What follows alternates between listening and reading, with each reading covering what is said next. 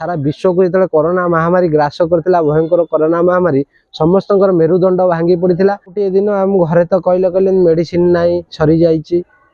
आउ पनीपरिया सरीगला सौदा सब सामग्री मासकर सरीगला मु प्रभु को आसी मुंड मारि दिन पाइकिन राति हवा बसला बोली घरे मत या कही मु तो आपण पाखे आसी सेवा करुच्ची।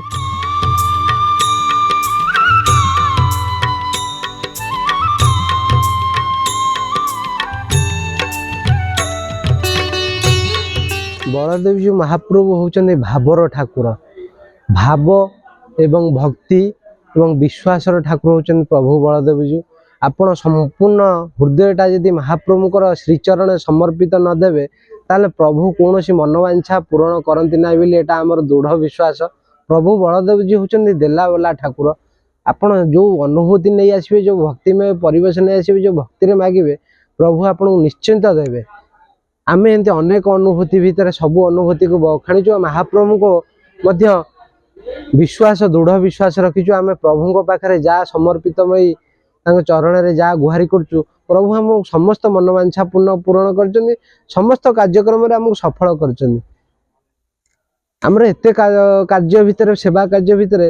आम बहुत अभाव भी रहू माने भाव रहू। प्रभु कौन सी आमको सेमती असुविधार पकई ना प्रभु परीक्षा देइछन्ति से परीक्षार मध्य प्रभु पारी भी करचन्ति।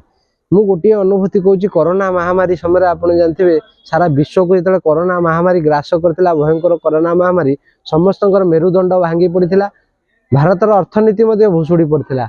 आम जानते समस्त देवादेवी प्रसिद्ध देवादेवी मंदिर बंद हो जाता भक्त मान भगवान पाक से आमर माने आर्थिक अवस्था बहुत स्वच्छल नाला बहुत खराब आड़ गति करथिला जेतु भक्त आइसले सिना आम अर्थर आम रोजगार करूँ घर गुजराण मेटाइबू।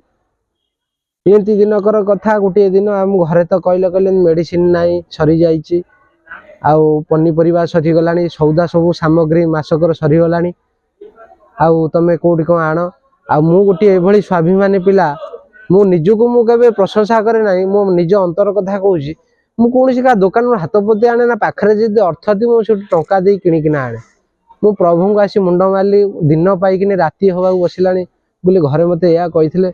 मु तो आपण पाखे आसी सेवा करुच्ची आउ कौन करी मु कौट पैसा आनी मु तो कौटी बाकी बुकर आनीपारि मत भल लगे मो स्वाभिमान उपर गोटे आसब प्रश्न उठब जहाँ विचार करी मुझे घरे कह प्रभु मत आज देलेनी आमती कही गुहार करसी बाट दौड़ कबाट पाक आसी गोटे भक्त आसी पहुँचले जे नना मोर घरे मो बापांकर श्राद्ध दिए जेतु श्राद्ध घरे दे पारनु जेतु सब कटकणा अच्छी आपण ये 3000 टंका रखंतु आपण नना माने किछि खाइदेबे आधार आपण किछि दक्षिणा रखिबे जेतु आमर मंदिर से पालिया सेवायत व्यतीत अन्य कई आसु नथिले। पालिया सेवायत व्यतीत कहले 7 जन मुझे 5-7 जन किछि प्रसाद मंडन करी आउ जा पैसा बंचिला खाया देकिन प्रभु को गुहारी कणी चली कहले भल रे प्रभु बढ़िया परीक्षा नौचु कि परीक्षार पारी कर दौचु। मोर से एत अनुभूति भितर से अनुभूति तो आज मो शरीर हृदय भितर एबे भी ताजा अच्छे से कथा मन पड़ला मो महाप्रभु को सम्मुख को जो जाए मोर छल छल कर आखिर लुह बही जाए बोले प्रभु प्रकृतर अच्छा प्रभु ही सबुठ विद्यमान आम शरीर विद्यमान आम आत्मा देह विद्यमान गोटे निर्जीव वस्तु देह विद्यमान आप जहाँ को गोटे गछ रूपये जब सिंदूर लगे पूजा करेंगे प्रभु सेठी विद्यमान हो आम पाखे प्रभु अच्छा कि आम प्रभु को डाकी पारने ना प्रभु समय दे पारने यहाँ हूँ आम मनीष गोटे निकर्तव्य कथा किंतु